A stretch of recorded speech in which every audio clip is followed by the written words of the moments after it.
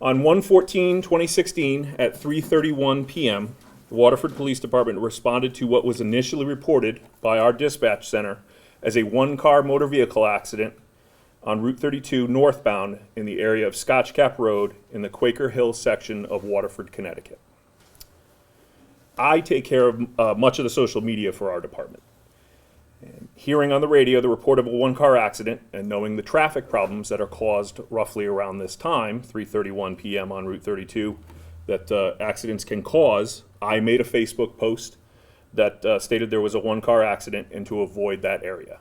That Facebook report rolls into Twitter. Many of you follow our Twitter account. That's how you get the initial report of the accident.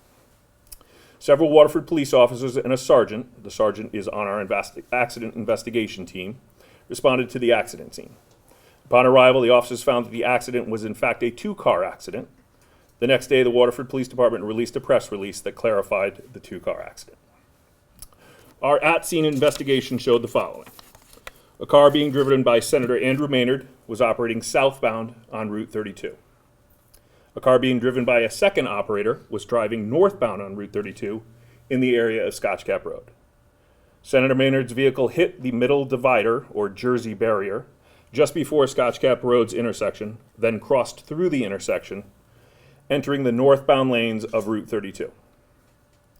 Senator Maynard's vehicle struck the second vehicle, then went off the roadway and hit a telephone pole guide wire, which spun his car. His vehicle came to rest approximately 101 feet from the Scotch Cap Road Route 32 intersection. The second vehicle came to rest just past Scotch Cap Road. There were no reports of any smell of liquor from either vehicle. Senator Maynard was unconscious at the scene. Senator Maynard was transported by ambulance from the scene. No field sobriety tests were given to either party, as there was no indication of alcohol impairment, and the senator was being attended to by medical personnel. The operator of the second motor vehicle refused medical treatment at the scene. So we've prepared a very brief, it's 4 slides. If you need that for date, time, etc., location. This is one of the pictures. This is Scotch Cap Road, what we call the water side and the land side. So this is towards the river. So the senator's vehicle would have traveled right through here, coming southbound on Route 32, crossing over, and the area of impact of the motor vehicles are right about back here, where you see roughly where that first car is roughly. And then when you see the sets of lights in the back, that's where the senator's vehicle came to rest, off to the side of the road. Again, another shot of the same. And I think that this is the most telling. This is our accident investigation diagram of the accident. So you can clearly see Route 32 here, southbound, right here. Senator's vehicle is the blue vehicle that you see here. It strikes the median divider, or what we refer to as the Jersey barrier. And then it comes through the intersection and strikes vehicle number 2, who was operating northbound on Route 32.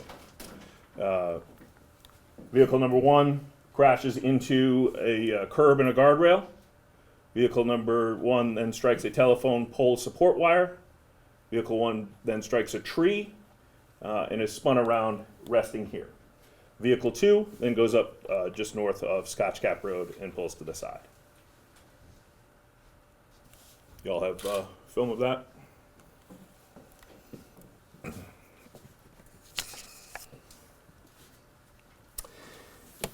We'll get that available to you when we're done. Our subsequent investigation revealed the following. As this was an accident that was determined to have non-life-threatening injuries, an accident reconstruction was not done. There were 3 witnesses to the crash, all of whom reported that the senator was having a medical problem, seizure, or some kind of trouble. Witness statements were obtained from these witnesses. All persons involved in this accident have fully cooperated with the Waterford Police Department's investigation. The senator's license to operate a motor vehicle was seized pending review by the State of Connecticut Department of Motor Vehicles. Officers spoke directly to the senator regarding the accident. This took a week as the senator was recovering from his injuries sustained. He was able to communicate verbally and with gestures as to what occurred. but he did not recall any details of the accident. Medical records of Senator Maynard's treatment were obtained from the Lawrence Memorial Hospital. Medical records showed the following.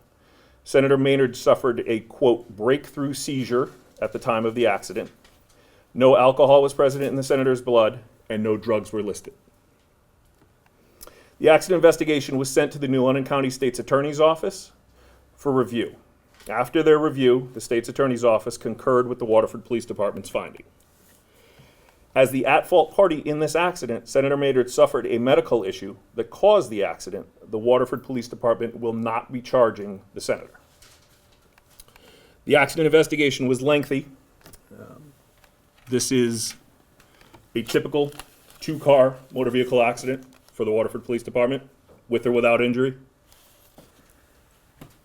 This is the accident investigation that we did with the Senator Maynard.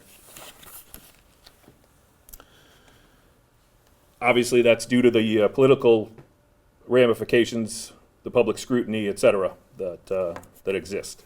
Again, the Waterford Police Department was and is focused on the accident itself. I'm proud of the numerous officer hours that went into this accident investigation and consider it resolved.